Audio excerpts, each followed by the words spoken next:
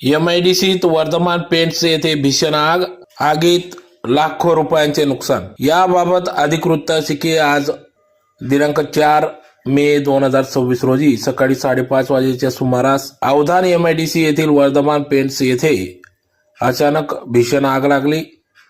सदर आग लागल्याने या ठिकाणी अग्निशमन विभागास पाचारण करण्यात आले होते। तर यावेळी अग्निशमन विभागाचे मदत कार्य मोठ्या प्रमाणात सुरू होते। यावेळी 5 अग्निशमन बंबांच्या सहाय्याने सदर आग आटोक्यात आणण्यात आली। यावेळी या ठिकाणी leading fireman Atul Patil, Amol Sonawane, Rajan Mahale, fireman Pandurang Patil, वाहन चालक सिद्धार्थ खैरनार, राहुल पाटील, कुणाल ठाकूर, मनोज सरगर, श्याम कानडे, योगेश मराठे, किरण साडवी, वाहिद मिर्झा, विनोद थोरात आदी सर्व अग्निशमन दल विभागाचे अधिकारी कर्मचारी यांच्या अथक प्रयत्नातून या ठिकाणी वर्धमान पेंट्स येथे लागलेल्या आग विझवण्यासाठी अथक परिश्रम घेतले।